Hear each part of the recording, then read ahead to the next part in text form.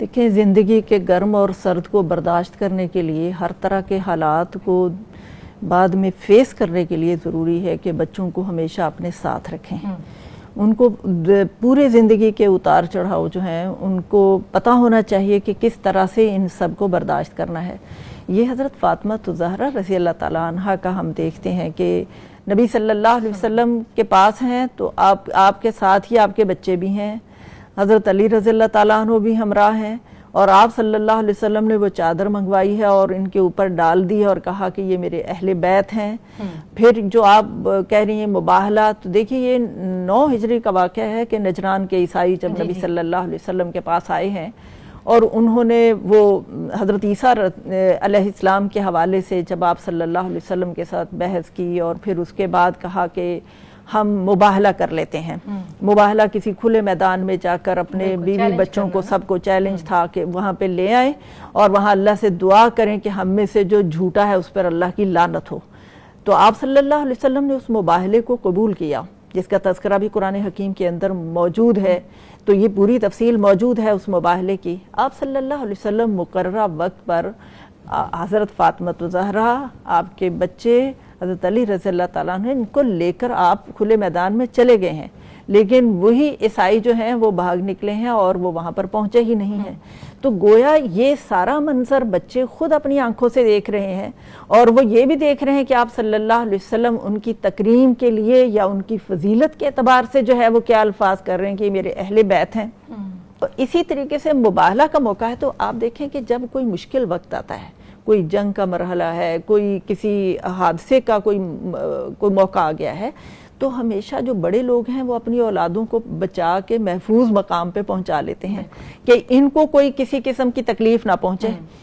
اور یہاں معاملہ یہ ہے کہ سب سے پہلے جو ہے وہ اپنے بیوی بچوں کو، اپنی اولادوں کو ان کو لا کے میدان میں کھڑا کر دیا کہ آؤ جو مقابلہ کرنا ہے تو سے ہم بھی لے آئے ہیں، تم بھی لے آؤ. جی تھوڑا سا اضافہ بھی کرنا چاہوں گی نا، ظاہر ہے خود بھی ہم درس و تدریس سے وابستہ ہے، اور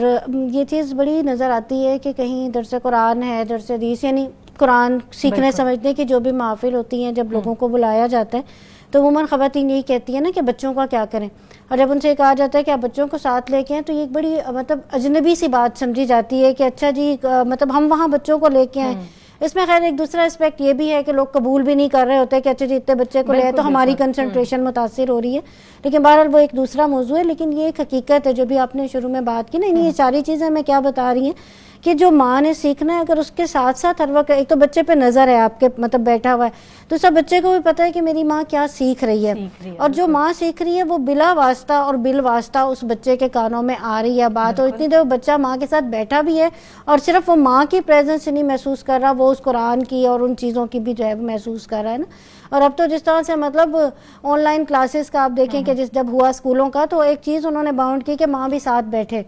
جب بھی جو کرونا آیا یا اس طرح کے پرابلمز ہوئے، یعنی ماں کا اور بچے کا اکٹھا بیٹھ کے کسی چیز کو سیکھنا، وہ بیسیکلی مطلب سائیکالوجی کی روح سے بھی اور ویسے بھی یعنی ایک بہت فائدہ مند چیز ہے. تو یہ جو بھی آپ نے بات کی نا، حقیقت یہی ہے کہ یہ تربیت بھی وہیں سے ہوئی، اور یہ چیز ہمارے لیے پریکٹیکلی یہی ہے کہ ہم یہی سوچ رہے ہوتے ہیں کہ ہم مطلب جائیں تو بچوں کو کہاں چھوڑیں، کیسے چھوڑیں، یا لے کے جائیں تو بچے کیا کریں گے، یا جس طرح ہم درس و تدریس کا مطلب معاملہ کر رہے ہوتے ہیں. لیکن در حقیقت یہ ایک بہت بڑی بلیسنگ ہے کہ اگر آپ کو اپنے بچوں کو ساتھ لے جانے کا موقع ملتا ہے، اور آپ کے بچے جو ہے آپ کو پھر کچھ کہنے کی ضرورت نہیں ہوتی، آپ کے بچے کو بھی پتہ ہے کہ آپ کہاں جا رہی ہیں اور آپ کیا سیکھ کے آ رہی ہیں، اور وہ بچہ بھی وہاں پہ بیٹھا وہ چیزیں سیکھ رہا ہے. اور یہ تربیت میں بہرحال بہت اہم کردار ادا کرتی ہے. ایک اور چیز بھی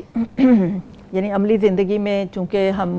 سارے ہی عملی زندگی سے تعلق رکھتے ہیں، کسی نہ کسی فیلڈ میں کام کر رہے ہیں. قرآن انسٹیٹیوٹ میں ہمارے پاس جو صبح اور شام کی ڈپلومہ کلاسز ہو رہی ہوتی ہیں، خواتین اور ینگ لیڈیز ساری ہوتی ہیں،